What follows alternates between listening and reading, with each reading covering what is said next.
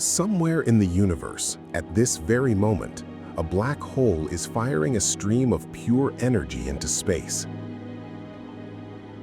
It travels at nearly the speed of light. It does not stop. It does not weaken.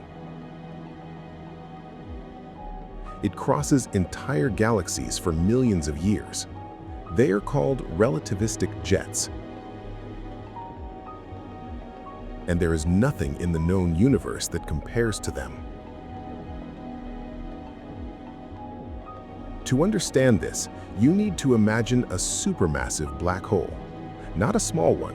We are talking about monsters with the mass of billions of suns located at the very center of entire galaxies. When it is active, it devours everything that comes near it. Gas, dust, shredded stars, everything falls in a spiral, forming a disk of material spinning at extreme speeds, heating up to millions of degrees. And then, something happens that physics still does not fully understand. A fraction of that matter, instead of falling, is launched outward. Two perfectly opposite jets, fired from the poles of the black hole, traveling at 99% of the speed of light. That is a relativistic jet, the most violent engine the universe has ever built. The numbers here stop making human sense. A single jet can extend hundreds of thousands of light years. Our entire galaxy measures 100,000 light years. There are jets that surpass it several times in length. The energy they release in 1 second exceeds what the sun will over its entire existence. In 1 second.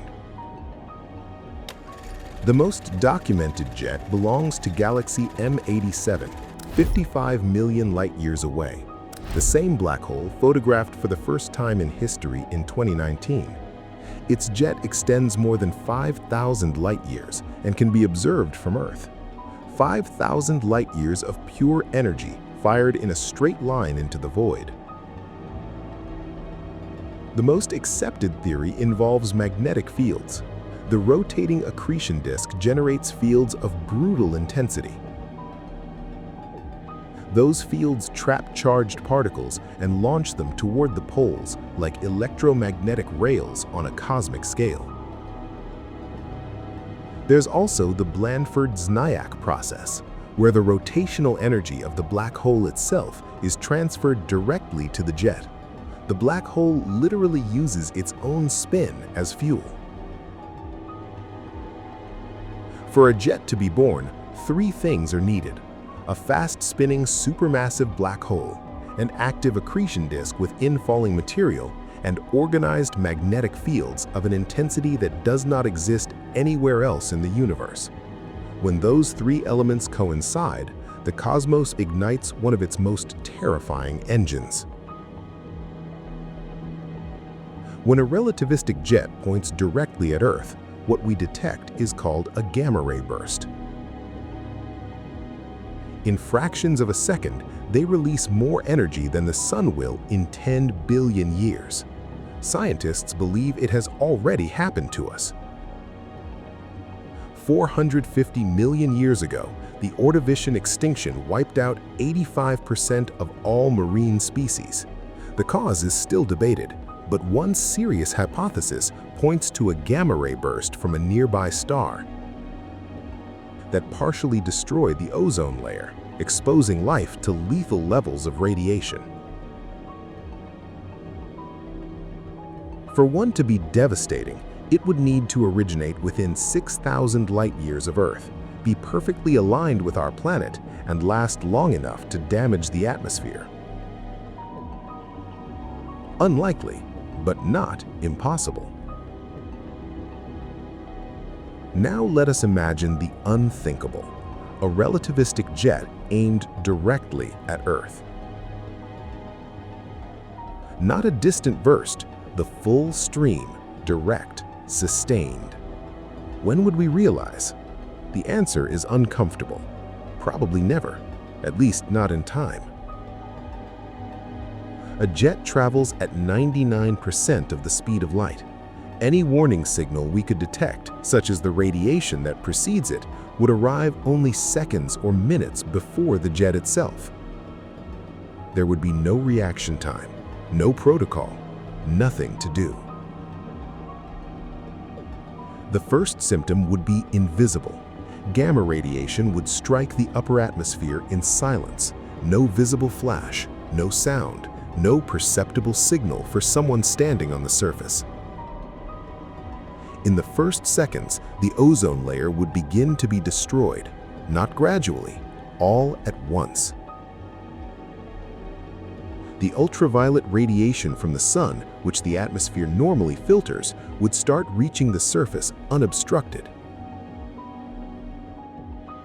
Within minutes, the daytime sky could turn an unnatural electric blue, a global aurora, visible across the entire planet simultaneously, produced by charged particles bombarding the atmosphere. It would be, objectively, the most beautiful thing humanity had ever seen, and also the last. Within hours, ultraviolet radiation would begin to damage the DNA of organisms on the surface. Ocean phytoplankton, the foundation of almost the entire marine food chain, would begin to die off massively. Within days, global electrical grids would collapse. The electromagnetic fields of the jet would interfere with any exposed electronic system. Within weeks, without an ozone layer and without phytoplankton, the entire food chain would begin to unravel from the bottom up. And the most disturbing thing about all of this is not the scale of the destruction. It's that no instrument we have today could give us a useful warning. Our telescopes look back in time. We detect jets that existed millions of years ago.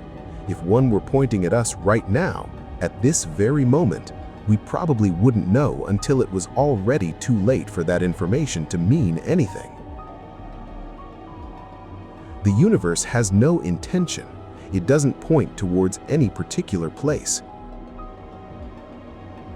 Relativistic jets are just physics occurring under extreme conditions. Without purpose, without direction, without caring at all about anything that exists in their path. That indifference is perhaps the most disturbing thing of all. There is no conscious threat you can negotiate with. There is no warning signal you can improve with more technology. There is only physics and probabilities and the quiet luck of having existed in a quiet corner of the cosmos long enough to ask ourselves these things. On December 27, 2004, a magnetar 50,000 light-years away released in 0.2 seconds more energy than the sun will in 250,000 years. It grazed our atmosphere. The satellites recorded it. No one on the surface felt a thing. That happened. It's a documented fact.